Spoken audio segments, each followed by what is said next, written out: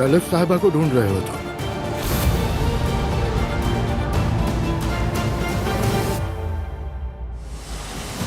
बाबा आप ऐसा कैसे कर सकते हैं?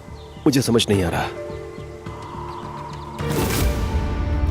कल सुबह 11 बजे एमरगान ग्रुपिंग मेंशन के सामने मिलो मुझे। नहीं, ये अजीब है। अप्पू ऐसा हरगिज नहीं करेगा।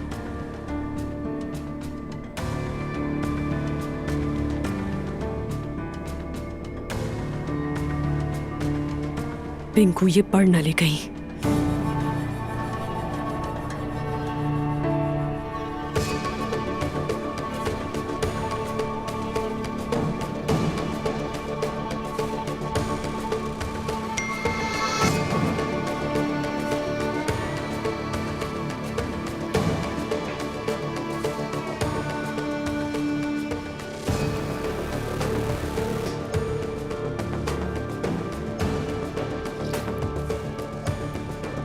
क्या मतलब है इसका?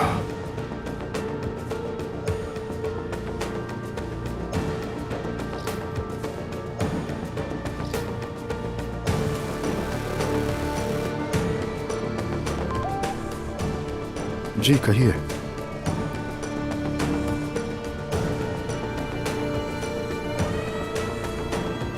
क्या आप फारिग हैं? हम बात कर सकते हैं?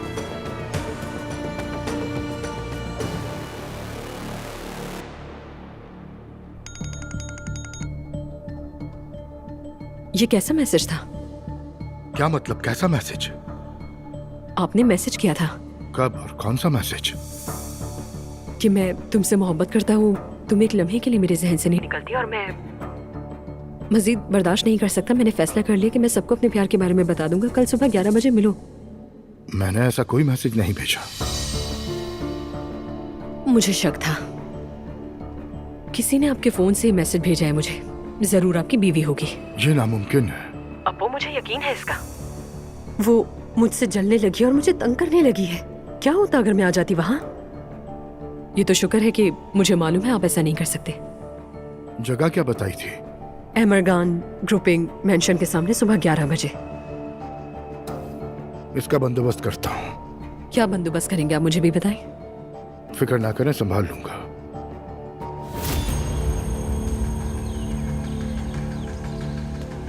बाबा मैंने सोचा कि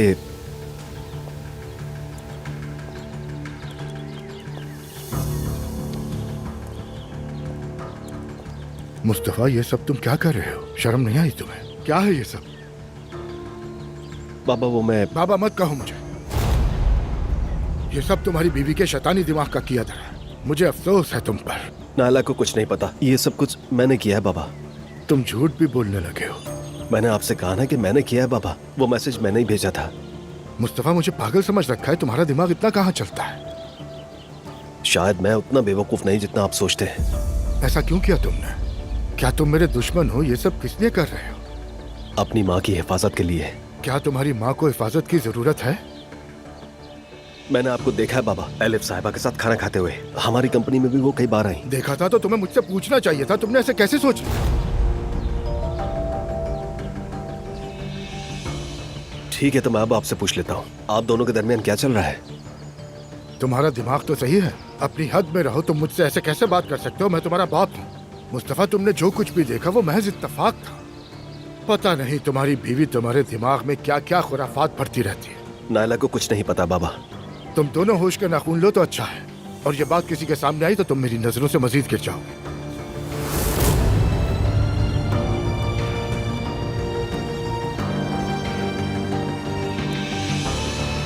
तुम मुझे सुबह नाश्ते के लिए कभी इस तरह नहीं बुलाती। सोचा कुछ अलग करते हैं। चलो वैसे अच्छा किया तुमने।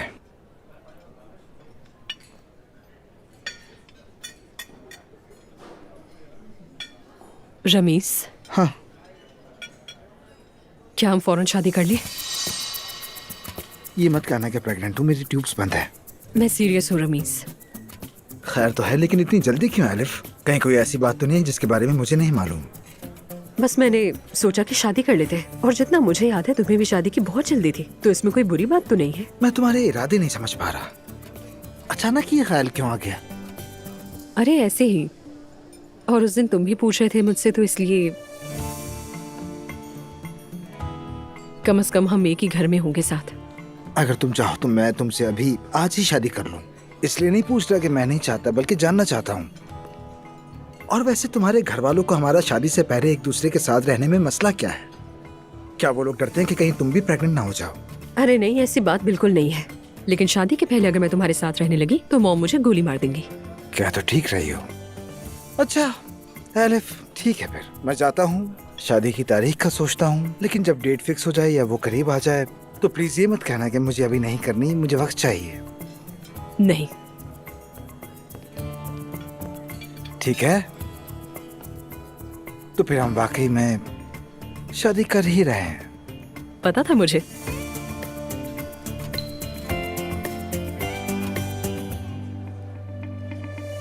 हेलो।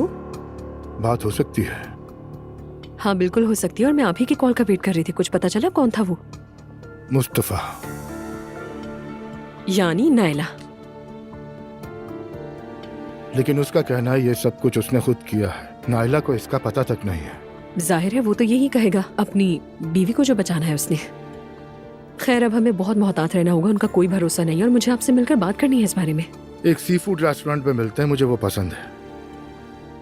हाँ जरूर आ जाऊंगी मैं 2 बजे गाड़ी भेज दूंगा।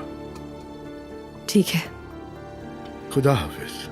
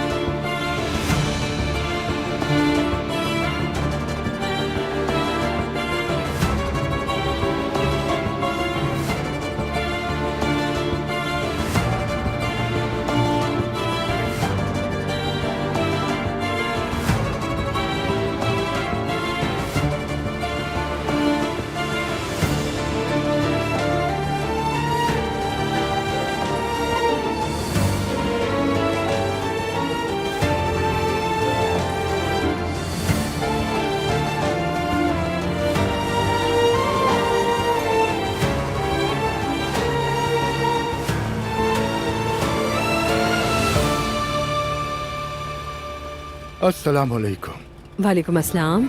इससे ज्यादा दूर जगह नहीं मिली थी आपको?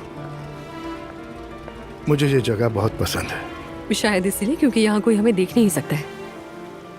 आज आपको सबसे मजेदार सी फूड खिलाते हैं, चलें क्या? चले।